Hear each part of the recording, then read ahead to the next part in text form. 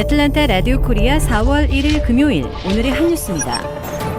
조 바이든 대통령이 러시아산 원유 금수 조치에 따른 유가 상승을 잡기 위해 향후 6개월간 사상 최대 규모인 하루 100만 배럴의 비축유를 방출하기로 했습니다. 또 국가적 비상시국에도 유전을 놀리는 석유 업체에는 과태료를 물리고 일부 필수 광물 증산에는 한국전쟁 당시 만들어진 국방물자 조달법을 적용할 방침입니다. 백악관은 어제 보도자료를 통해 푸틴이 전쟁을 선택하며 시장에 공급되는 기름이 줄었다면서 생산 감소는 기름값을 올리고 있다고 규탄하며 이같이 밝혔습니다. 백악관은 이 같은 방출은 유례가 없는 일이라며 이는 연말 원유 생산이 확대될 때까지 가교 역할을 할 것이라고 설명했습니다. 빠르게 오르는 주택담보대출 모기지 금리조차도 미국의 집값 과열을 진정시키지 못할 수 있다고 뉴욕타임스가 어제 보도했습니다. 평상시에는 모기지 금리가 오르면 집값 진정에 도움을 주는 것이 일반적이지만 지금은 상황이 다를 수 있다고 우려했습니다. 금리와 집값이 동시에 오르는 현상이 벌어질 수 있다는 것인데요. 이러한 기현상을 설명하는 첫 번째 요인은 높은 물가 상승률과 주택 임차료의 동반 상승입니다. 임차료가 함께 치솟으면서 잠재적 주택 수요자들로서는 집을 빌린다는 대안이 덜 매력적인 옵션이 돼버렸습니다. 특히 40년 만에 최대폭 물가 상승률을 고려할 때 당장 대출을 받아 집을 사는 것이 치솟는 물가와 임차료로부터 자신을 경제적으로 보호하는 좋은 수단이 되고 있다고 전했습니다. 금리 상승이 집값 안정을 가져오지 못하는 또 하나의 원인은 주택 공급의 부족입니다. 현재 미국에서는 매물로 나온 주택이 역대 최저 수준에 그치고 있습니다.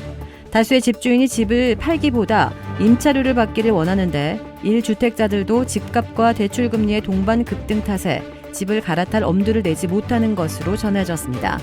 수요가 많은 동서부 해안 대도시들에서 최근 몇 년간 신축 공급이 모자랐다는 점도 공급난을 더하는 것으로 분석됩니다. 한국 시각 1일 공군 훈련기 2대가 훈련 중 공중 충돌해 탑승자 4명이 순직한 가운데 사고 직후 흩어진 파편이 민가 주변으로 떨어지면서 화재 등 2차 피해로도 이어졌습니다. 공군과 소방당국에 따르면 사고는 이날 오후 1시 32분께 공군 제3훈련 비행단이 있는 경남 사천시 비행기지 남쪽 6km 지점 상공에서 발생했습니다. 공중비행 훈련을 위해 이륙한 KT-1 훈련기 한 대와 계기비행에 나선 또 다른 한 대가 상공에서 충돌하며 모두 추락했습니다. 2명씩 타고 있던 훈련기에서 전원 비상 탈출했지만 끝내 순직했다고 공군은 확인했습니다. 그러나 다행히 다친 민간인은 없는 것으로 파악됐습니다.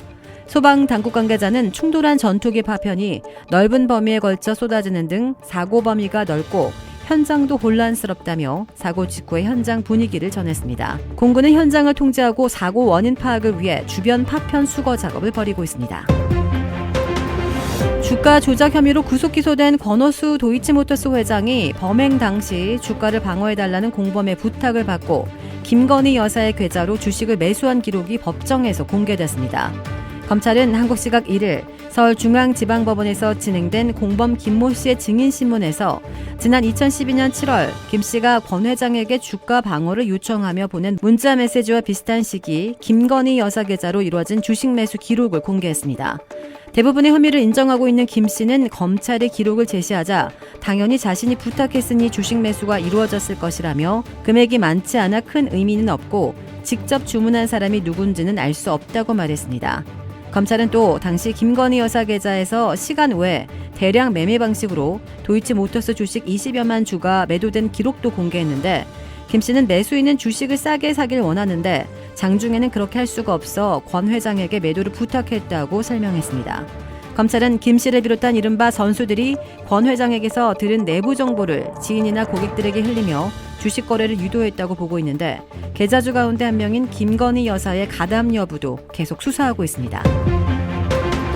배우 공효진이 10살 연하 한국계 미국인 가수 케비노와 열애 중인 것으로 전해졌습니다. 공효진 소속사 매니지먼트 숲은 공효진이 케비노와 좋은 만남을 갖고 있다고 밝혔습니다.